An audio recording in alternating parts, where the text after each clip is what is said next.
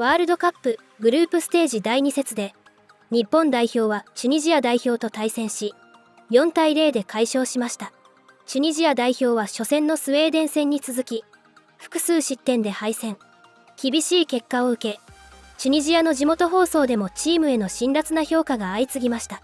試合後の現地番組にはスペイン代表のレジェンドであるチアゴ・アルカンタラが出演。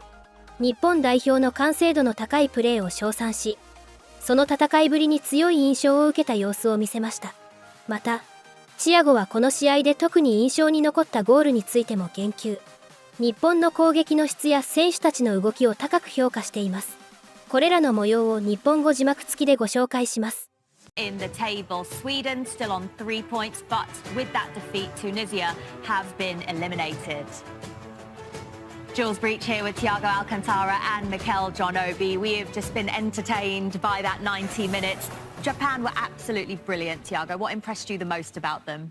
Well, I'm looking forward to the next game of Japan. I think for the first time in many big games that they play in the World Cups, they face a game like an easy game for them. They have to propose the game, they have to attack, they have to lead the game, but also long possession. Japan is very straight away when they have to attack and create chances. So the first time that I see them creating like playing and passes, so it was amazing. Yeah, they're very good on the ball, Jules. They know how to keep the ball, they know how to suffocate you with that possession that they keep. And they started the game really, really well with high intensity, high tempo, as they always do, pressing up high. Of course, they got the early goal, and then that just kind of settled them into the game. And of course, it's only one-way traffic from there when they play the way they did. But again, this Tunisian team, these players, they have to look at themselves. You've changed the manager again. At some point, it's not the manager, it's the players. The players, for me, they're not good enough to be to compete the way they've done. They're not good enough at all. They don't press well. They're very passive when they press, some fake pressing. You have to press in this kind of tournament. You have to play with passion, with desire. They showed absolutely none of that. And for me, yes, the manager's coming. And it doesn't matter whatever he does, whatever he tries to motivate these players. They're not good enough. His white shirt doesn't look white anymore, but... And next one is Netherlands. Next one is Netherlands. Don't forget about it. Exactly. So it gets tougher and tougher. It was a real struggle for Tunisia today. They've conceded 9 goals. That's more than any other team at this World Cup, and it's actually the most that they've conceded in all 7 of their World Cup appearances. It just wasn't, it was just poor, wasn't it? Yeah, it's hopeless because, as we mentioned, next game will be even more difficult for them. They have to at least go away from this World Cup having a nice game and fighting for it and making the fans proud. As the coach said in the first meeting, people are doing effort to watch you guys. So put the effort on the pitch, do your best, and try to be football players. Really disappointing from Tunisia, but Japan were excellent and they've picked up that victory with a 4-0 win. Coming our final fixture here on day 10. Well, it was well worth the wait, wasn't it? Japan earning their first victory of this World Cup against Tunisia in what was also the 1000th match in World Cup history, and Japan got off to a flying start, Thiago. Yeah, we have our 2 main guys. It was Hannibal for the part of Tunisia, Daichi Kamada in the part of Japan, and we see why we choose him in the side of Japan in this case. He was in the build-up, he reached the box, he scored the goal, and he was all over the pitch. Yeah, it was brilliant, really good, just to set them up and running. Here again, you can see here this pass. There's Ueda here with the strike, absolute superb strike. Give the keeper absolutely no chance of saving this. Through the legs. Well. Yeah, keeper have absolutely no chance. Here you can see Renan animated, trying to push his team, but didn't work. Because Japan kept coming. It was very hard because Japan was combining different kind of passes, and this is a wonderful thing. He just came, dropped as a false 9, gave the chip ball to his teammate, and it just was amazing. Yeah, that's a team goal, isn't it, Thiago? When you see that happen, things that you practice in training, you see it come. Exactly, but then to be called, Ito was scored in front of the goalkeeper, just make an easy goal for him. Yeah, this is 83 minutes here again. It's just one-way traffic here. Again, the cross, where here it is actually, he looked his header. He knew there's 2 players on the line of the goal, and he actually meant this. He looked it. It's incredible to get that over the line. He was superb for me. Today he ran the channels, he came short, he linked up play, he was everywhere. For me, he's my Mikel Obi man of the match. You're picking it, are you, today? Yeah. Looking back at all those goals, I mean, they were all brilliant, but what's your pick of the bunch? What's the best goal for you? Let's say the third goal. Yeah. Third goal was nice. Yeah. That was my say, favourite, I think. It kind of it seems like they were in practice. They're training, and you see the chemistry that the team has. They struggle most of the time, but suddenly, this resilience is coming through, and they just enjoying playing football. And that's the mirror of what it is. What the pass from the defender, the touch, and the composure here to slot it past the goalkeeper. They were absolutely superb today, Japan. Yeah, absolutely superb. No position at all.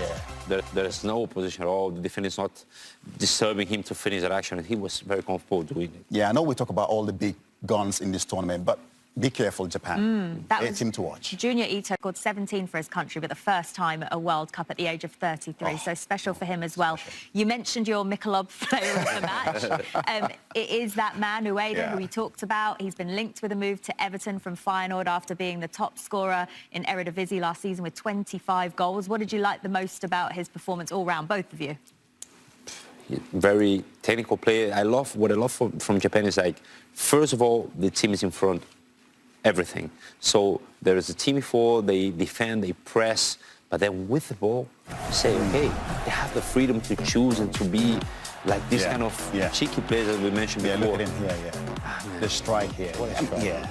He was just everywhere. I mean, sometimes as a player, when he's going for you, when it's your day, it's your day. Everything he touched, they turned into goal. You know, the passes, the assists, the goals. You know, he ran the channel, he came short, he was pressing up high.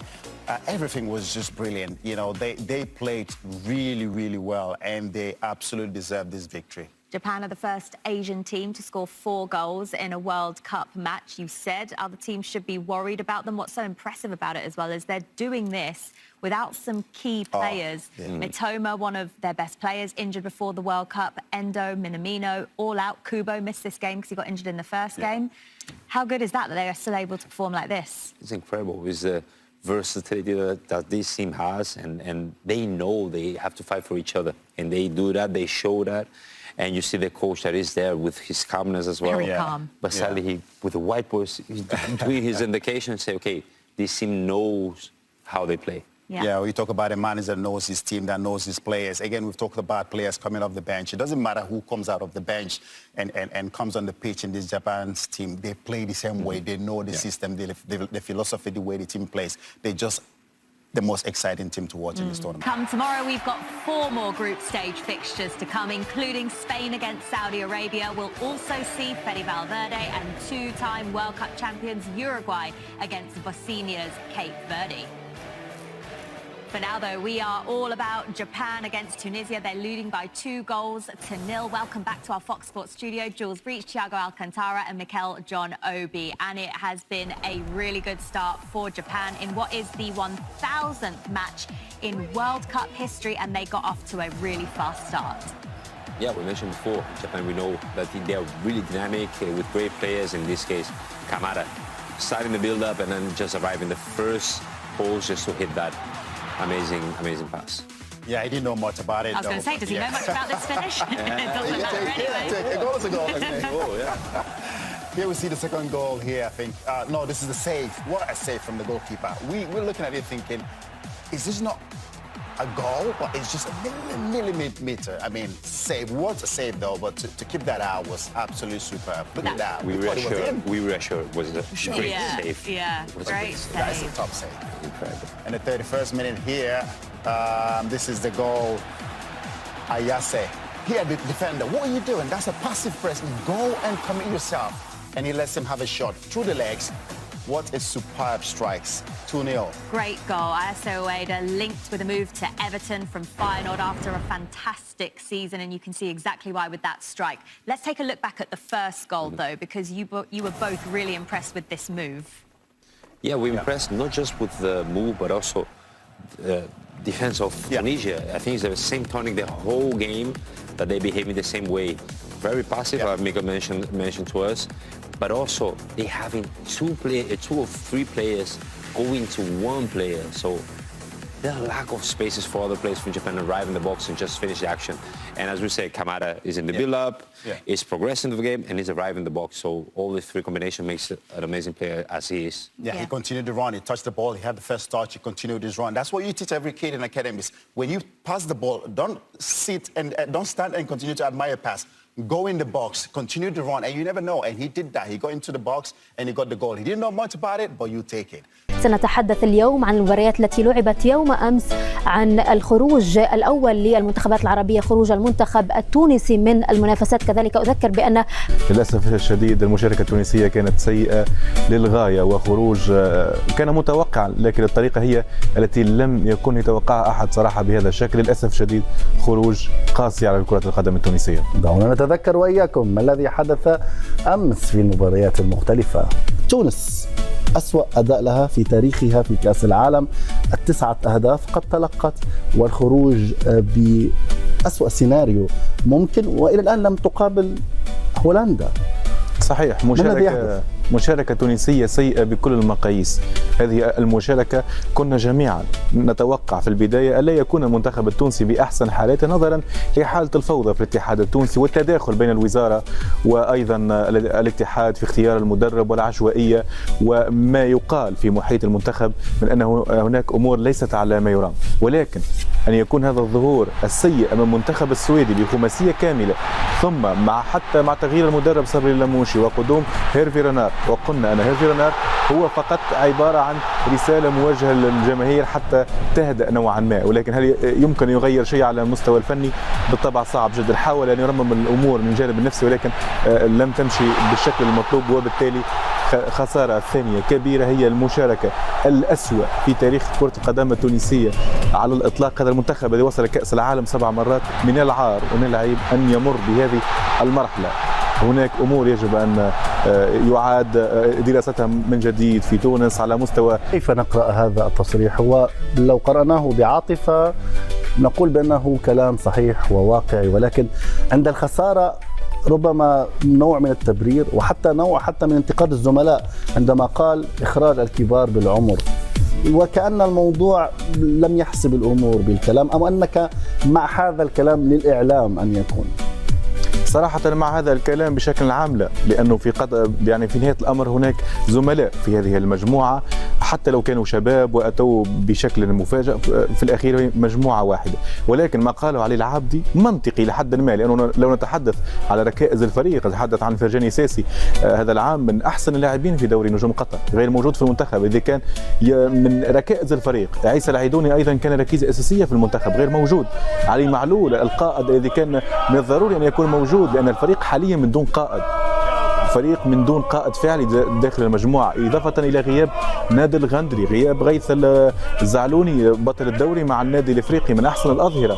هناك نقاط استفهام أيضا، عصام الجبالي بطل دوري أبطال آسيا 2 لم يكن موجودا. أن تغير فريق قبل مدة وجيزة، ما فعله صبري اللموشي هو انتحار كروي. غير الفريق يعني أقصى الركائز، وأتى بلاعبين شبان لا يمتلكون الخبرة حتى في المسابقات الإفريقية، فما بالك بكأس العالم.